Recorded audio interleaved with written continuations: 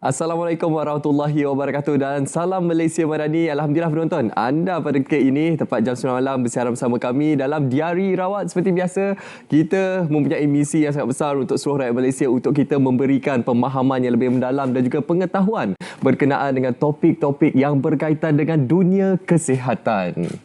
Ni apa ni sebenarnya ni? Ni Wan, kenapa kita ada dekat sini ni? Awak siapa sebenarnya? Ni Wan, dah live. Siapa ni Irwan? Saya bukan Irwan, saya Jerry. Jerry siapa? Saya Jerry. Saya bukan Irwan ni. Siapa? Kenapa ada ramai-ramai kat sini ni? Okey, baik. Betul ni Wan. Okey, baik kepada penonton sekalian. Itu adalah sedikit gambaran topik yang kita akan bincangkan malam ni, Munawar. Iaitu satu topik yang berkaitan dengan kesihatan mental yang mungkin jarang-jarang kita dengar, tetapi sering kali disebut ataupun dikeluarkan di social media. Iaitu satu topik yang berkaitan yang dinamakan sebagai kecelaruan identity dissociative atau dalam bahasa Inggeris dissociative identity disorder, DID. Munawar sendiri bahasa mudahnya. Betul. Munawar sendiri pernah dengar tak ataupun pernah tak berjumpa? Mungkin ada di kalangan rakan-rakan ataupun kawan-kawan yang pernah ada di ID mungkin? Secara peribadinya saya ada pengalaman selain Jerry lah, selain Dirwan. Sebentar tadi lah. Ada lagi rakan saya sebelum ini yang berkait rapat juga dengan DID ataupun dissociative identity disorder ini. Tapi terlebih dahulu kita nak tanya kepada penonton lah. Kita secara peribadinya mempunyai satu identiti, mempunyai satu personality. Tapi bayangkan jika seseorang dalam satu jasad ini mempunyai lebih daripada 2, mungkin ada 10, 20 identiti yang mungkin berubah-ubah mengikut satu keadaan. Wow, itu saya tak dapat gambarkan bagaimana kalau seseorang itu dalam satu tubuh yang sama mempunyai lebih daripada 1, 2 pun dah cukup dah. Ya, cukup memeningkan ataupun dah mengelirukan. Ini kan pula kalau lebih daripada 10, 20 dan sebagainya. Tapi secara jujurnya Munawar, topik DID ni satu topik yang mungkin baru bagi saya. Dan saya pasti ramai di kalangan penonton pun sebenarnya kurang memahami dan kurang cakna. Kurang faham mengenai apa itu DID. Kalau nak dibandingkan dengan penyakit mental lain, bipolar, skizofrenia dan sebagainya kan. Betul. Dan yang paling menyedihkan ni Wan, juga pastinya bila kita bercakap berkenaan topik kesihatan mental ini, ramai mungkin ada dalam kalangan kita yang menghidapi penyakit yang dikaitkan dengan DID ini. Tapi mereka malu untuk tampil ke hadapan sebab risau dengan stigma masyarakat yang menyatakan mereka yang mempunyai masalah kesihatan mental ini adalah orang yang kurang siuman ataupun dikategorikan sebagai gila. Namun stigma negatif ini perlu kita ketepikan. InsyaAllah kita akan dapatkan pencerahan pada malam ini bersama dengan pakar kita. Jangan lupa anda juga bersiaran bersama kami di Facebook rasmi kami Berita RTM. Anda dialu-alukan untuk mengajukan soalan ataupun berkongsi pengalaman bersama kami pada malam ini. Betul Munawar, dan saya nak quotekan satu kata-kata daripada Munawar juga sendiri. There is no health without mental health. Jadi sebelum kita terus membincangkan topik yang kita akan bawakan malam ini, iaitu DID, satu tubuh, pelbagai personality, saksikan teaser video yang kita sediakan untuk anda.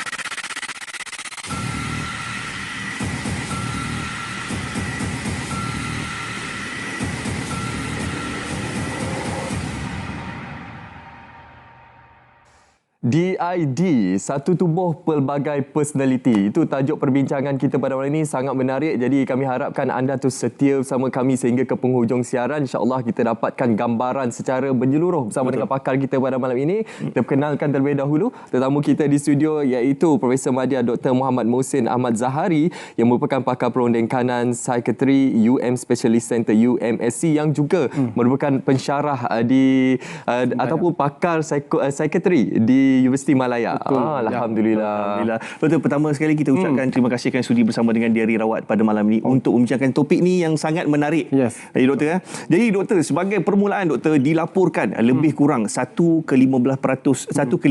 daripada populasi dunia yang mempunyai masalah ataupun penyakit DID ini. Dan saya pasti masih banyak lagi kes yang belum dilaporkan. Mungkin macam seperti Munawar sebut sebentar tadi, ada yang malu dan sebagainya. Jadi doktor, bagaimana yang kita boleh mengenal pasti seseorang itu mempunyai DID ataupun tidak? Okey. Soalan tu agak mencabar juga untuk dijawab lah kan.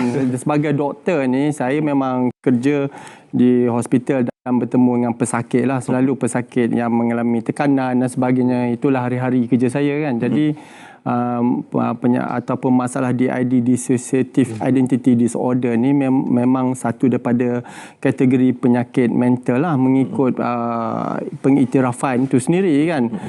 Sebab penyakit disosiatif ni dia ada 3 cabang utama lah. Pertamanya dia macam depersonalization atau derealization. Maknanya dia rasa persekitaran tu berlainan daripada keadaan biasa. Penerimaan dia rasa macam dia lihat mungkin warna merah tu menyebabkan jiwanya jadi marah. Selalunya warna merah tu tak ada tafsiran apa-apa. Contohnya saya kata di sini. Jadi ini berkaitan dengan emosi. Satu lagi derealisasi ataupun derealization disorder. Dia macam rasa diri dia nampak dari luar, diri dia ni bukan diri dia yang sebenarnya. Jadi disosiatif maknanya pemisahan dari sama ada memory, ingatan memory, emosi, psikiatri ataupun kesihatan mental ni kita boleh analyse dari segi itu. Satu lagi kognitif pemikiran. Ini emosi ini kita kata macam perasaan je pada orang biasa cakap, tapi dari segi psikiatri kita akan analyse, akan analisis semua ni berbeza. Jadi yang tadi saya kata bahagian cabang pertama disorder disosiatif cara amnya. Keduanya kita panggil dissociative amnesia. Maknanya dia lebih ketara kepada dia lupa. Dia boleh ingat, mungkin dia ingat 3 hari lepas punya peristiwa contohnya, tetapi hari semalam dia tak ingat apa yang berlaku langsung. Adakah itu lebih kurang dengan short term memory loss ke doktor? Ada berkait. Jadi kita kena confirm banyak lagi masalah-masalah yang mungkin bertindih ataupun berkait. Contohnya orang yang ada epilepsi, dia mungkin lupa apa yang berlaku. Orang epilepsi ni tak akan ingat apa yang berlaku. Dan okeylah itu dia dissociative memory. Yang ketiganya inilah dissociative identity disorder. Jadi nama lama dia dipanggil multiple personality disorder. Tapi yang baru ni ditukar nama DID ni. Jadi DID ni maksudnya orang tu dia ada corak identity atau personality-nya yang berbeza-beza. Maksudnya dia macam personality ni ada yang jenis orang yang dia open, dia suka keterbukaan dalam bercakap atau berinteraksi dengan orang lain. Dia bersedia menerima perubahan. Pada satu keadaan lagi orang yang konsisten, dia tak suka bertukar-tukar keadaan contohnya. Lagi satu personality contohnya dia cepat risau, sikit-sikit dia risau, neurotism dia panggil. Satu lagi yang tak macam itulah, yang opposite, ataupun dia ni introvert extrovert kan. Tetapi kita ni sebagai manusia, kita ada identity personality kita sendiri, di mana kalau ikut tafsiran bila kita mencapai umur 18 tu personality tu dah dominan dan dia tak boleh berubah. Tetapi sebaliknya orang yang ada multiple personality disorder ataupun DID, dissociative identity disorder, dia boleh berubah personality itu sendiri. Maknanya dia jadi seorang yang terbuka, dia jadi seorang yang macam dia tak nak terima pendapat orang. Contohnya dia ada 2 keadaan yang berbeza. Kadang satu masa dia nampak risau, satu masa lagi orang kata dia ni macam berubah, dia tak ada ambil kisah apa yang berlaku di sebaliknya semua itu kan. Jadi personality dia ada 2 corak berbeza dari segi berbalik daripada entiti jiwa ataupun mental kita, perasaan kita, emosi, memory dia, mungkin lagi satu dia punya identity pun boleh berubah. Macam gender identity pun boleh berubah. Dia mungkin satu masa dia nampak macam lelaki. Dia mungkin seks dia kita panggil berbeza sikit. Seks ni biological, maknanya dia lahir sebagai lelaki lah seks dia. Tapi gender dia kecenderungan pemikiran dia kata dia selesa menjadi, kebanyakan orangnya gender lelaki, seks pun je lelaki. Tapi ada kadang-kadang tertentu sebab hormon dan sebagainya, dia biologi dia lebih kepada lelaki, tapi gender dia sebaliknya lah. Tapi yang ada personality disorder, DID, dia boleh berubah. Kejap dia macam gender dia lebih kepada lelaki, ataupun ada masa tertentu jadi macam wanita. Mungkin itu cara saya nak kupas lah apa dia dissociative identity disorder. Doktor, menarik apa yang doktor nyatakan tadi. Ialah bila kita gambarkan kepada penonton berkenaan DID ini, semudahnya seseorang yang dalam satu jasad ni mempunyai pelbagai personality dan pelbagai personality itu dikenali sebagai alter ego. Yes. Dan sepatutnya kalau alter ego ini, doktor, adakah setiap alter ego ini mempunyai memori yang tersendiri ataupun mereka akan mengenali antara satu sama lain ataupun sebaliknya, doktor? Kalau ikut istilah dari segi psikologinya, kita ada satu lagi, tadi saya dah cakap tadi, ada memory, ada kognitif dan ada emosi. Jadi kalau disebut pasal ego ni lebih cenderung kepada emosi seseorang. Okay, apa dia panggil, perkembangan emosi. Jadi ada perkembangan dari segi emosi daripada kanak-kanak sampai ke dewasa. Jadi dia ada 3 istilah. Pertama, kita dalam diri kita ada keperluan asas kita. Keduanya, kita ada ego. Ego macam maruah lah. Super ego ni lagi satu entiti. Maknanya kita membuat keputusan berdasarkan apa kehendak nafsu. Kalau senang cakap bahasa kita lah. Jadi nafsu tu melebihi lah daripada ego tu tadi kan. Jadi 3 elemen utama ni yang dinyatakan oleh Sigmund Freud lah konsep tu. Jadi alter ego ni emosi seseorang. Jadi kalau nak disebut alter ego ni satu daripada cabang komponen DID tu. Mungkin satu tafsiran seorang yang kadang-kadang dia macam confident, dia punya esteem dia tinggi kan. Tapi pada masa yang sama dia ada waktu lainnya dia menjadi seorang yang macam tak boleh buat keputusan, dependent dengan orang lain dan sebagainya. Jadi itu personality. Tetapi bila disebut pasal personality ni, yang paling penting perubahan tu sebenarnya orang lain lebih nampak. Sebab orang lain nampak ni lebih objektif. Sebab dia orang lain nampak, dia akan membandingkan individu yang dilihat tu kepada orang lain. Dan biasanya orang yang nampak ni yang mengenali rapat lah. Kalau dia baru kenal orang yang kita jumpa dekat pasar, kita tak boleh lain kan. Macam itulah. Jadi itu perubahan personality seseorang itulah. Doktor, tadi saya nak ambil sikit apa yang doktor ulaskan sebentar tadi, macam bila ada DID ni, salah satu dia ada gender disorder dan sebagainya. Adakah boleh sampai ke tahap religion disorder? Maksudnya dia boleh berubah agama. Sebagai contoh, orang tu seorang Muslim dan identiti dia yang lain dia boleh menjadi non-Muslim.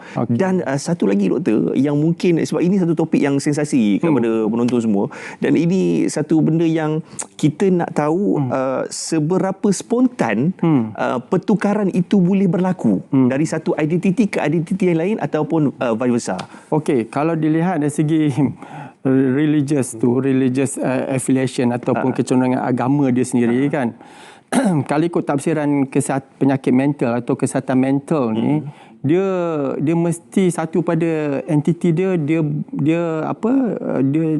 tidak sesuai dengan kepercayaan kebudayaan seseorang, the cultural and religious belief, social beliefs. Jadi ini personality atau identity, macam dia baran ataupun dia tadi identity gender, saya kata dia punya memory lapse, dia tiba-tiba dia tak ingat, ataupun dia ni macam sebelum ni dia kenal orang ni tapi pada satu masa dia macam tak kenal kan. Dia identity dan penampilan dia, keterampilan dia kan. Tapi bila sebut pasal religious tadi ataupun cultural affiliation, makna apa budaya kita, itu mungkin lebih kepada pemudaian setempat, itu satu hal.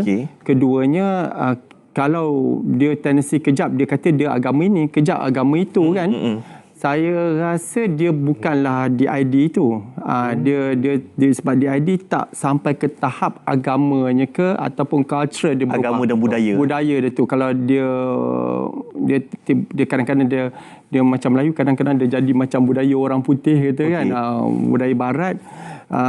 Kecenderungan dia mungkin bukan DID lah, sebab dia tak boleh dikaitkan dengan budaya secara rapat. Tetapi saya nak bagi tahu juga disclaimer yang keadaan yang mungkin juga kerap berlaku, kita kata macam bagi masa intro tadi lah, kita sebut bipolar, skizofrenia. Contohnya tadi ada penyakit yang dia ada kecenderungan arah agama dia mungkin boleh berubah kepercayaan dia, sebab dia ada masa dia ada penyakit tu dia rasa dia cenderung pada agama ini, dia suka agama itu. Saya ada melihat sakit saya yang macam itu. Jadi itu macam orang yang ada bipolar contohnya ada kecenderungan itu. Okey doktor, kita akan perhalusi lagi khususnya kita nak dapatkan pengalaman doktor sendiri berhadapan dengan pesakit-pesakit yang dikaitkan dengan DID ini. Dan terlebih dahulu kita nak berehat seketika. Jangan lupa untuk menghantar komentar anda ataupun berkongsi pengalaman anda di Facebook rasmi kami Berita RTM untuk topik kita pada malam ini, Dissociative Identity Disorder, iaitu satu jasad berapa personality? Pelbagai personality. Jumpa selepas ini. Perkhidmatan perubatan di seluruh.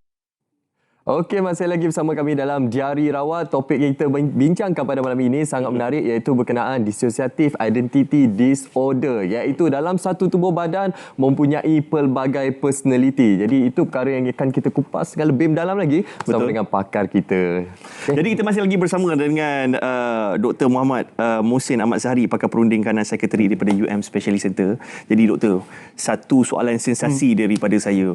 Bagi sesetengah masyarakat di luar sana mengatakan orang yang menghidap DID ini kadang-kadang dia buat-buat, dia mengada-adakan ataupun mungkin mengada-ngada. Mungkin doktor boleh kongsikan macam mana kita nak kesan seseorang itu betul-betul menghidap DID ataupun dia mengada-adakan DID itu. Okey, bukan senang nak buat diagnosa DID inilah oleh seseorang doktor pakar psikiatri pun.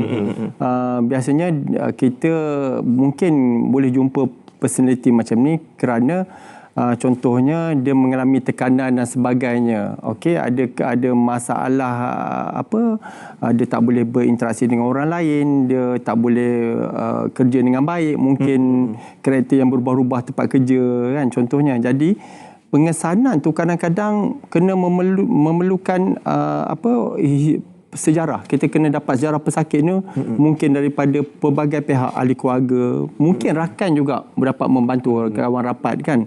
Keduanya kadang-kadang ada senario, saya ada pengalaman bahawa dia jumpa psikiatris ni, karakter dia macam ni. Kemudian dia jumpa dengan psikiatris tu, karakter dia berbeza. Jadi kita tahu individu ni namanya sama contohnya, ialah kecuali dia memang tukar nama lah boleh jadi. Tapi di Malaysia kita ada nombor kad pengenalan, ada nama kan. Kad pengenalan biasanya tak boleh tukar lah kan. Jadi kad pengenalan yang sama, mungkin di sini macam tadilah panggil Jerry, satu lagi panggil Wan kan. Dia cuma nama samaran tu berbeza sebab dia mengaitkan nama tu dengan personality dia kan. Jadi dua doktor-doktor yang merawat nampak dia betul lain karakter bila kita nak merujuk contohnya kan. Jadi ini satu lagi cara kita boleh kesan bahawa dia ada karakter yang berbeza. Perlukan deep investigation doktor. Betul. Bukan 1 jam saya cakap lama. 1 jam interview boleh nak membezakan karakter. Mungkin 1 jam kita boleh dapat penyakit-penyakit biasa, contohnya macam skizofrenia, bipolar tadi.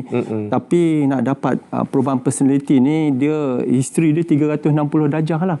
Macam kita kena dapat dari setiap aspek, macam mana dia berhenti secara sosial, macam mana dia menangani kalau dia stres. Sebab kadang-kadang kita kena tapis kebanyakan mereka yang betul-betul ada DID ni sebenarnya dia bukan kehendak diri dia berubah, tapi pembentukan perwatakan ataupun karakter dia ke arah itu. Kenapa? Ini kita tak seulas lagi. Contohnya ada sejarah-sejarah pahit masa dia kanak-kanak, remaja, dia kena abuse, didera seksual ataupun emosi kan, trauma ataupun trauma. Jadi kenapa jadi macam tu? Sebab badan kita nak menghindarkan, sebab trauma tu benda yang menyakitkan. Kita tak suka trauma. Siapa yang suka trauma? Dan badan kita, kalau memori trauma kita nak lupakan ataupun situasi trauma tu kita nak elakkan. Contohnya balik rumah kita ni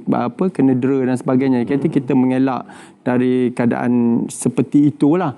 Jadi siapa-siapa atau individu yang terdedah dengan trauma, sama ada diri dia sendiri kena trauma ataupun ada domestic violence, apa dia panggil domestic violence, keganasan rumah tangga. Contoh, jadi anak-anak akan nampak benda itu. Jadi pembentukan sahsiah anak ni akhirnya dia boleh menjadi, dia nak membuangkan emosi ingatan tadi, balik kepada isu saya kata tadi, dia nak campak memori itu, dia nak jauhkan daripada emosi yang tekanan, menyakitkan itu. Jadi personality karakter dia, pembentukan dia makin lama makin rendah dan akhirnya macam berkecai. Maksudnya the memory dia lain, karakter dia lain, emosi dia lain, dia tak saling berhubung. Dia tak saling berhubung. Jadilah personality yang dinampak oleh orang lain tu berubah-ubah.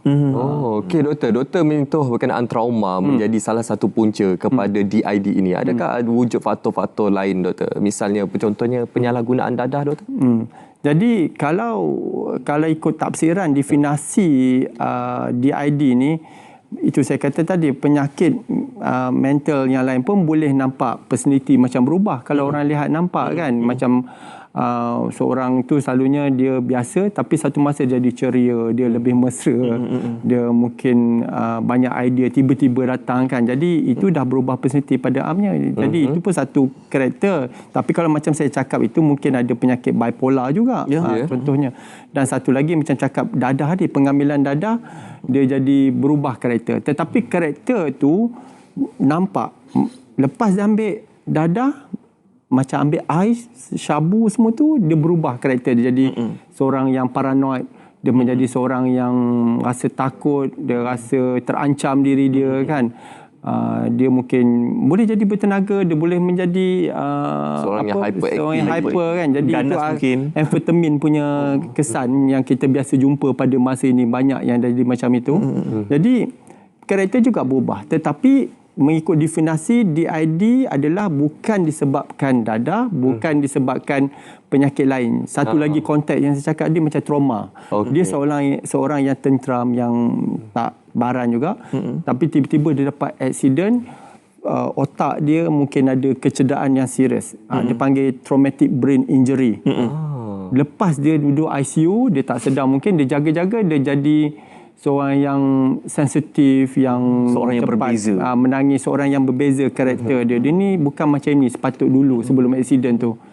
Itu TBI, traumatic brain injury. Jadi itu pun boleh berubah personality seseorang juga. Salah satu punca juga. Punca doktor. juga, ya. Doktor, kalau kita bercakap berkenaan DID ini, so pasti ada juga yang mengaitkan dengan faktor genetik. Adakah seseorang yang mempunyai DID ini akan menuruni penyakit ini kepada anak-anak? Genetik ni menarik lah. Kalau disebut genetik, kita kena lihat genetik ni kita panggil nature lah. Jadi dalam sains ni, cara nak memahami, satu kita sebut nature versus nurture. Nature tu biologi kita, semula jadi kita, kromosom dalam badan kita, DNA badan kita kan. Jadi memang ada asas sains menunjukkan bahawa genetik ni, kromosom ni membentuk karakter seseorang. Tetapi kena diingat, nurture ni macam saya kata tadi lah, kalau di mana kita duduk. Contoh kita hidup hari-hari, anak ni melihat ada keganasan rumah tangga contohnya. Pertama isunya, anak yang terdidik dalam keadaan senario tu, dia nampak ini biasalah. Kena pukul, kena jadi sakit, ini biasa. Jadi dia punya threshold sakit dia lebih tinggi. Maksudnya di sikit-sikit tu tak ada apa-apa, sebab dia dah hari-hari dia tengok macam itu, berbanding orang yang tak pernah lihat. Keduanya, dia takut. Jadi rasa takut tu menyebabkan mungkin anak tu menjadi seorang yang anxious, risau. Jadi akhirnya jadilah neurotism. Jadi neurotism ni tak selesa. Contohnya kan, dia selalu risau dan sebagainya. Jadi dia mungkin menyebabkan pembentukan satu personality yang lain lah, sebab dia nak membuang kerisauan yang berlaku dekat rumah tadi. Doktor, daripada penerangan doktor, saya nampak faktor-faktor ni kebanyakannya bermula daripada kanak-kanak. Betul. Pengalaman yang dialami oleh kanak-kanak tersebut. Jadi saya nak bawa kita ke zaman sekarang ni, yang mana kanak-kanak, anak-anak zaman sekarang ni dah terdedah dengan social media. Kan? Ini bukan cerita pasal anak-anak je, cerita pasal golongan dewasa macam kita juga. Ada setengah golongan dewasa macam kita, doktor, yang di luarnya secara fizikal bila kita berjumpa seorang yang lemah lembut, baik dan sebagainya. Tapi di social media, di Facebook dan sebagainya, penuh dengan cacian, makian, lontaran emosi dan sebagainya. Itu dewasa. Bagaimana pula dengan kanak-kanak yang daripada sekarang dah terdedah dengan social media, dengan online games dan sebagainya, dekat rumah pemalu diam je. Tapi bila dia bermain game, doktor, tak berhenti bercakap dan berkomunikasi dengan orang dalam game. Bagaimana pandangan? Terima kasih. Saya suka sangat soalan itu, dan itu mendedah satu senario di mana setakat ini memang tak ada dalam kategori penyakit mental ataupun gangguan kesihatan mental yang dikategori yang berkaitan social media lah, kecuali internet addiction dan sebagainya. Tapi bila lihat senario itu, saya rasa mungkin kita menjurus kepada kita panggil macam internet induced personality disorder ke macam itu. Maksudnya personality itu berubah bila di depan internet atau social media ataupun game ke dan sebagainya. Pada masa sama, secara individu tu dia lain karakter dia bila dia berinteraksi. Jadi itu kadang-kadang kita melihat, saya rasa itu berlaku juga dah pada masa ini, di mana yang kanak-kanak yang terdedah ini, dia banyaknya dia boleh habiskan masa dengan game dan sebagainya, seorang yang sangat aktif depan internet, social media. Tetapi apabila bercakap face to face, dia ada banyak pendiam. Saya bimbang juga ada isu macam itulah, kejadian-kejadian sekarang kita cakap pasal bully dan sebagainya, betul, kan. bully cyber. Sebab percakapan tu ataupun interaksi fizikal merosot. Mungkin pada kemahiran interaksi sosial cara bersemuka tu mungkin 10-20% je perkembangannya, sebab dah terlalu terdedah. Dan kita tahu masa COVID kita banyak menggunakan online dan sebagainya. Jadi yang terkesan banyak kesan, ialah kita banyak kesan positif juga internet ni, tapi yang kesan negatif dia macam ubat kan. Ubat pun ada kesan positif yang kita nak, tak boleh berlebihan, berlebihan. Jadi dia jadi karakter seperti itu. Jadi sebab itu bila bully fizikal berlaku, mungkin komunikasi tak boleh menyelesaikan masalah. Problem solving face to face tak punya masalah. Tak boleh, tak menyelesaikan. Jadi guna cara kekerasan sebagainya. Nak social skill, communication skill, bercakap, tak boleh. Saya pun nampak juga kadang-kadang macam tu. Kita tendensi berkomunikasi, nak melepaskan tidak puasan bukan kita melalui phone dan percakapan. Betul. Kita WhatsApp. Betul. Jadi saya rasa mungkin pada satu era dalam mungkin bukan jauh dalam masa terdekat ni, kita mungkin akan menjurus kepada satu macam recognition, tapi ini ada kena buat penyelidikan lah, research, dan menunjukkan social media ni ataupun internet ni boleh mempengaruhi pembentukan sasiah dan personality kanak-kanak itu. Saya rasa, doktor, ini satu ruang lingkup baru yang mungkin kita boleh kaji, khususnya dalam bidang akademik, khususnya untuk kita memahami secara keseluruhan bagaimana impaknya kepada kognitif kanak-kanak. Dan sepasti hari ini kita berbicara berkenaan DID. Sekarang ini kita ada segmen khas ni. Segmen Dr. Jim. Tahu tak macam mana nak senaman jari jemari? Selalu. Okey, kita masih lagi berbicara berkenaan dissociative identity disorder, iaitu untuk kita gambarkan kepada anda bagaimana seseorang individu tersebut memiliki pelbagai ataupun lebih daripada dua personality ataupun identity. Jadi hari ini, doktor, bila kita bercakap berkenaan dengan kesihatan mental, penyakit mental ini, ialah ramai yang mempunyai stigma-stigma yang negatif kepada pesakit-pesakit mental ini, termasuk juga pesakit DID ini, doktor. Jadi perlu kita berikan pencerahan, doktor, adakah pesakit-pesakit DID ini berbahaya ataupun boleh menjurus kepada jenayah-jenayah ataupun keganasan, doktor? Sebenarnya itu yang digambarkan dalam banyak filem lah. Filem cakap satu masa dan cerita, satu masa dia karakter itu, satu masa dia karakter ini, dia filem tu horror. Tapi benda ini memang ditunjuk pada masyarakat. Jadi banyak mempengaruhi pemikiran masyarakat. Inilah DID, inilah penyakit psikiatri. Sebenarnya kenyataannya orang DID yang ada masalah DID ni, individu yang DID ni, saya rasa dia bukannya pemangsa ataupun perpetrator, dia lebih jadi mangsa kepada keadaan.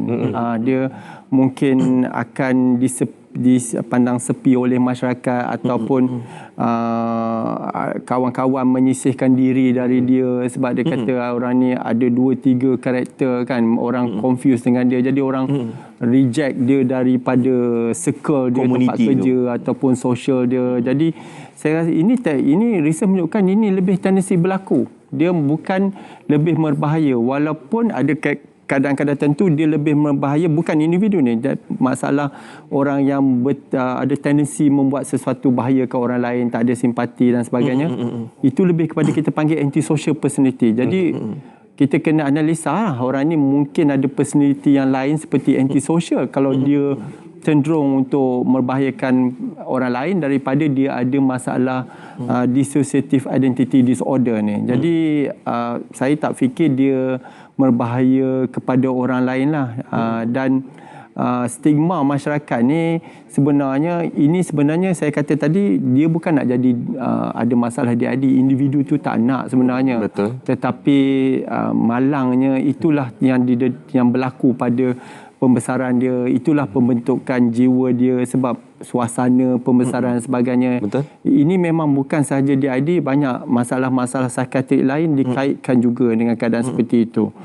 Macam traumatic disorder, post traumatic stress disorder, malah depressive disorder, kemurungan pun macam tu. Jadi tak ada orang nak jadi penyakit DID ataupun kemurungan ataupun bipolar tadi. Jadi kita kena ada rasa simpati lah kepada golongan ini kan, sebab macam kita, kalau dia boleh berlaku pada siapa-siapa. Mungkin kawan dia ni bernasib baik lah yang tak kena ni, tapi yang kena tu nasib tak baik. Mungkin orang lain macam dapat darah tinggi macam manis, dia nak penyakit tu, tak ada siapa nak. Jadi kita harus cuba kikis stigma ni, sebab stigma ni sebenarnya tak membantu. Dia akan menyebabkan individu yang ada DID atau penyakit-penyakit mental ni akan menjadi lebih tekanan. Dan kadang-kadang stigma ni adalah sign of rejection atau diskriminasi dalam masyarakat lah dari segi penyakit tu sendiri. Ini menyebabkan dia fikir nak bunuh diri.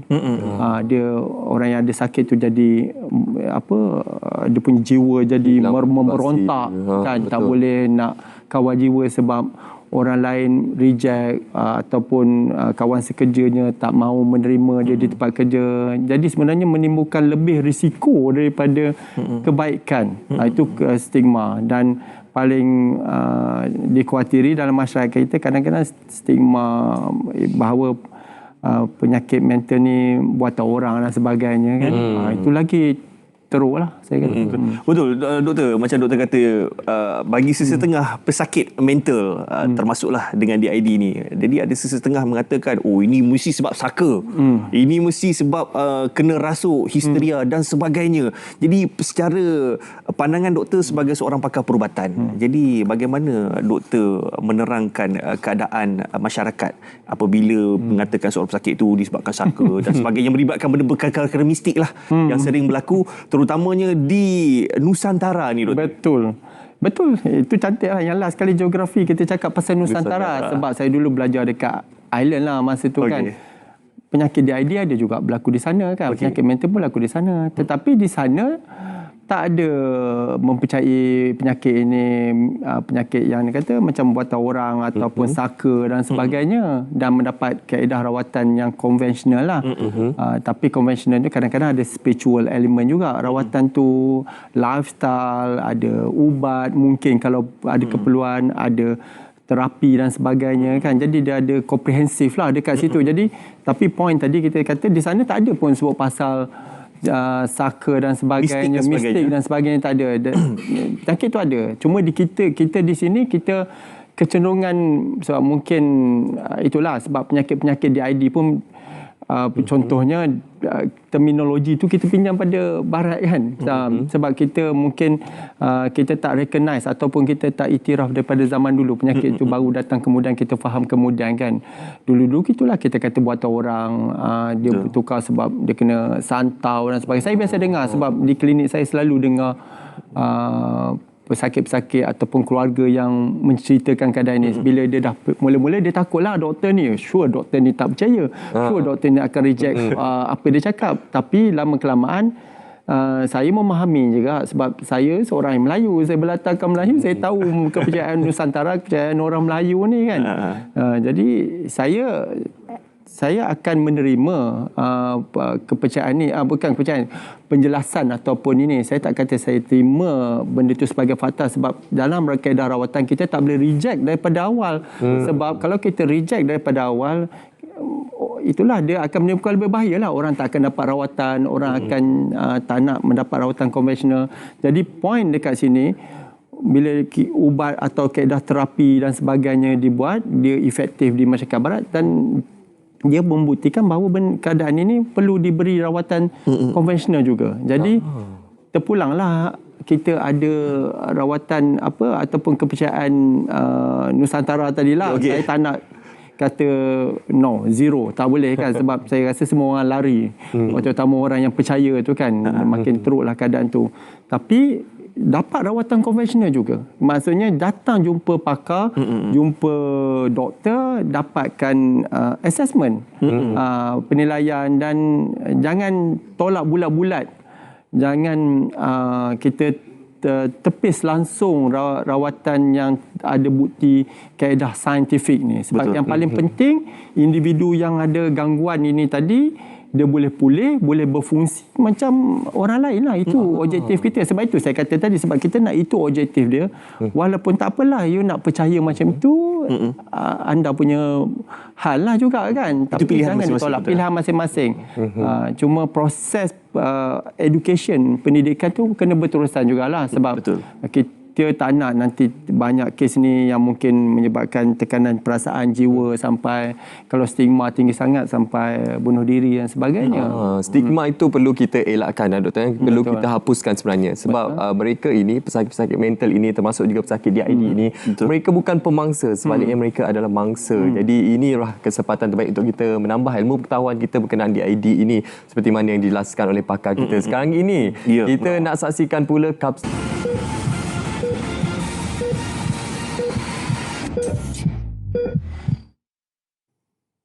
Sedar tak sedar kita sudah hampir ke penghujung topik perbincangan kita pada malam ini, iaitu DID, Dissociative Identity Disorder, DID. Satu tubuh tetapi mempunyai pelbagai personaliti. Mungkin ada yang tertanya, saya sendiri pun tertanya, bagaimana pula dengan keadaan seorang isteri yang sentiasa garang, bagaikan singa, tapi bila ada masanya dia jadi seorang yang sangat manja, bagaikan kucing. Adakah itu dikira sebagai DID? Mungkin persoalan itu kita simpan terlebih dahulu. Kita masih lagi bersama dengan Dr. Muhammad Mohsin untuk kita mengetahui dengan lebih lanjut berkenaan dengan DID, doktor. Doktor, secara biasanya doktor, apakah rawatan yang sering kali diberikan kepada pesakit DID? Adakah sama dengan pesakit mental yang lain? Saya ingat Niwan nak tanya soalan tu tadi, doktor. Itu pengalaman sendiri ke Niwan? Pun boleh jadi juga. Ada cerita tadi daripada orang sekeliling. Ada udang sebalik batu lah. Itu ceritanya tadi kan. Kalau tiba-tiba je bertukar kereta. Okey, rawatan untuk DID ni beberapa kaedah lah.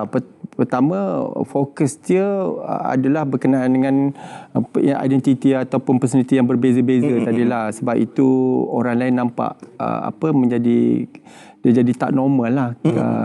Jadi nak mengurangkan ini adalah dia panggil kita integrate, terapi integrasi personality. Itulah kita cuba memberi individu ni kesedaran terhadap personality itu. Bagaimana kita boleh collapsekan daripada 2 personality, 3 personality, 3 identiti itu menjadi satu yang orang tak nampak perbezaan. Jadi kuranglah persepsi negatif, stigma dan sebagainya. Itu satu kaedah terapi, di mana terapi ini biasanya bukan berbentuk ubat lah, semestinya bentuk psikoterapi dan sebagainya. Keduanya kita tengok punca daripada mana dia berlaku tadi. Contohnya macam trauma dan sebagainya, kita cuba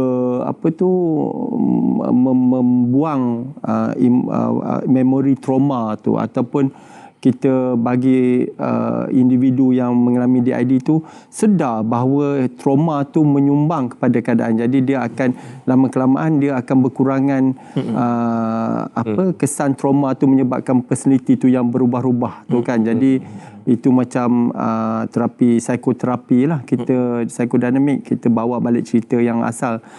Juga satu lagi kita bawa pemikiran dia, dia punya thought tu. Maknanya kita pemikiran dia, cara waras dia tu, sepatutnya ini kelakuan ataupun personality yang ditunjuk sepatutnya. Jadi kita buat analisa macam cognitive behavioral therapy lah, kita atau kognitif kelakuan macam itulah, terapi kognitif kelakuan.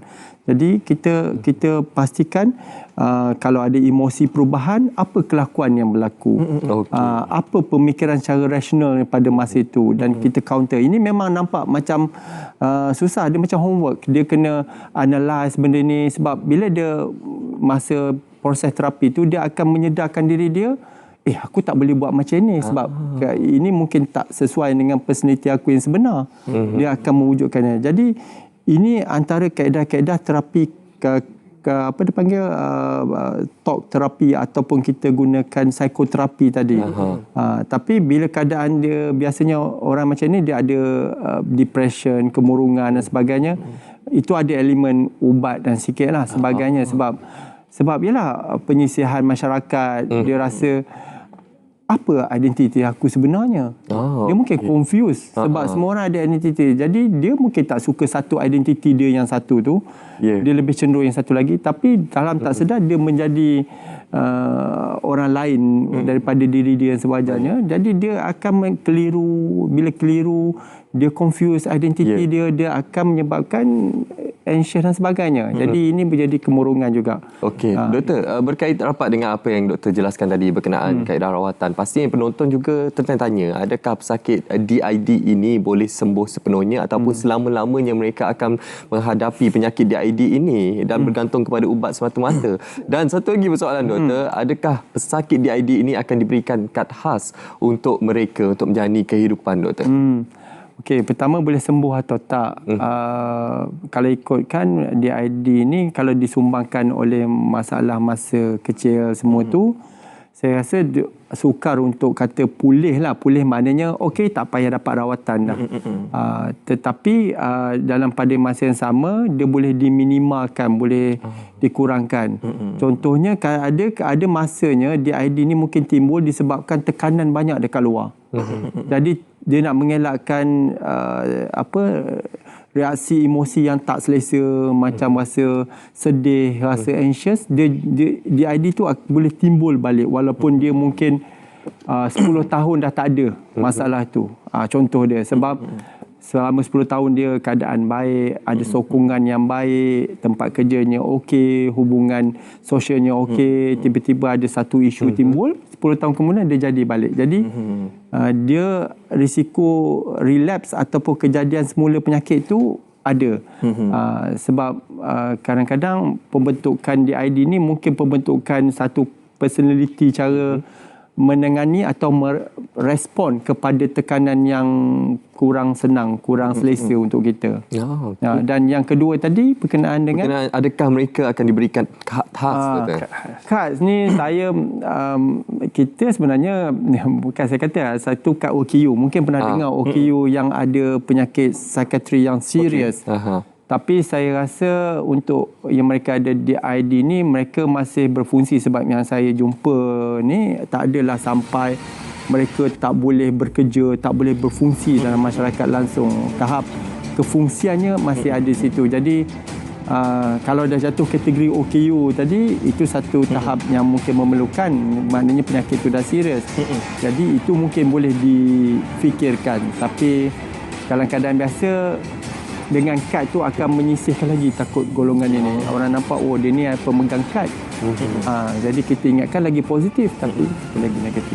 Baik, Doktor, satu pesanan ringkas buat penonton di luar sana, terutamanya kepada ahli keluarga dan orang sekeliling yang mengenal pasti ada di kalangan mereka yang mengidap DID dari segi sokongan dan sebagainya. Okey, jadi orang persekitaran kepada individu yang mungkin ada DID atau perubahan personality, perubahan identiti yang kita tengok tak ada pada orang lain, tapi pada individu yang kita kenal tu berlaku macam itu. Dapatkan penilaian supaya benda ni boleh ditangani. Jangan tunggu keadaan dah lebih mendesak, lebih serius, sampai memecah belahkan family dan menyebabkan tekanan pada individu. Baik, itu satu pencerahan yang kita bawakan kepada anda untuk dissociative identity disorder, dan sepastinya sokongan moral daripada rakan-rakan, daripada keluarga sangat penting untuk memastikan pesakit-pesakit mental khususnya berkait rapat dengan DID ini sembuh sepenuhnya. Jika kita boleh bersimpati dengan pesakit fizikal, mengapa tidak untuk kita bersimpati kepada pesakit mental? Betul. Sekali lagi kita ucapkan terima kasih kepada Profesor Badar Dr. Muhammad Muhsin Ahmad Zahri dan Datuk Seri bersama dengan Diari Rawat pada malam ni. Dan kepada anda, jika terlepas untuk menonton Diari Rawat pada malam ni, jangan lupa ulang siar di TV1 setiap Khamis 3.5 minit petang dan ulang siar di saluran berita Rabu 3.5 minit petang. Dari Sungai ke Segara, Palestin pasti merdeka. Assalamualaikum. Selamat malam.